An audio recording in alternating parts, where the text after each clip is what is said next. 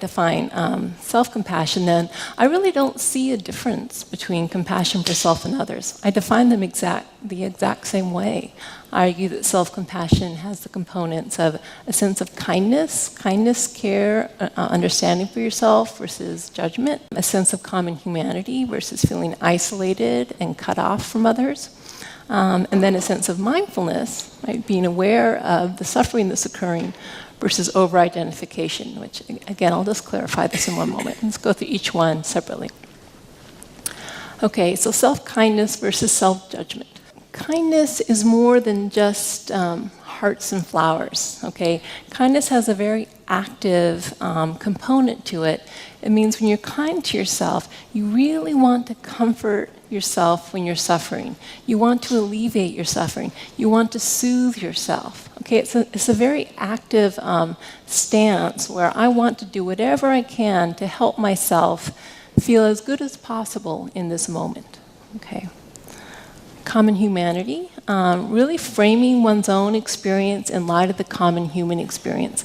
It's very funny if I were to ask any of you, are you a human being? Are you a human being? Yes, of course. Is everyone else a human being? Yes, of course. Does everyone else suffer? Yes, of course. You would say that logically.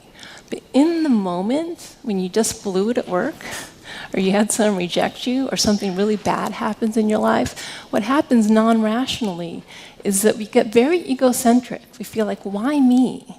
This somehow has happened to me. I'm the only one who's messed up. I'm the only one who's going through that difficult time. And we feel really cut off from others. It's as if somehow when things go wrong, that's abnormal. This is not supposed to be this way. Something has gone wrong. But is that the case? Has anything gone wrong? Is anything abnormal? No. That's what life is. Life goes wrong.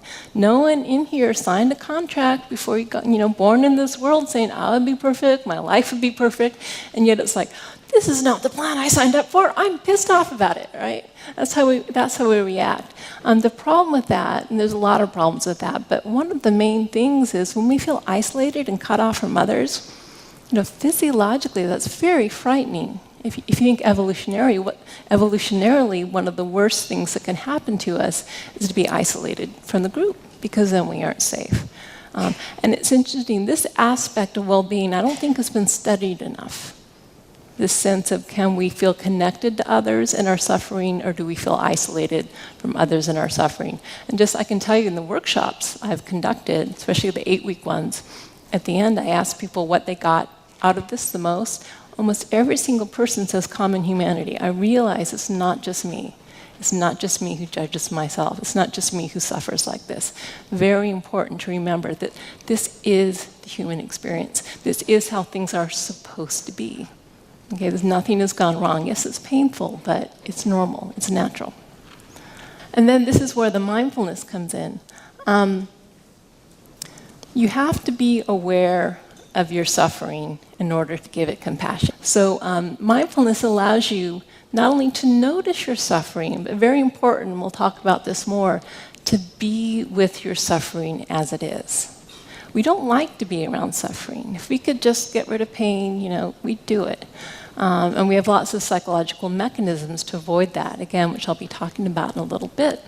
So self-compassion says, wow, pain is occurring. Can I turn toward that? Can I be with that? And you actually need to do that to be able to give yourself the caring and support you need. All right? Now, some people do say, come on, you have to notice your suffering. Isn't it like blindingly obvious I'm suffering? But it's often really not. The pain caused by self-judgment, I think in some ways that's some of the worst pain all of us experience.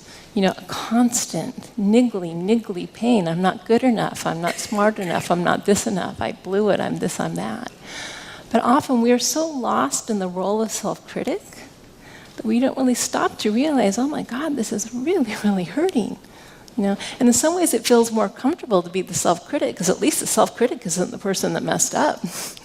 The self-critic knows you messed up. The part of you that feels really, vulnerable and insecure and a failure. Often we don't give that sort of side of the process as much attention.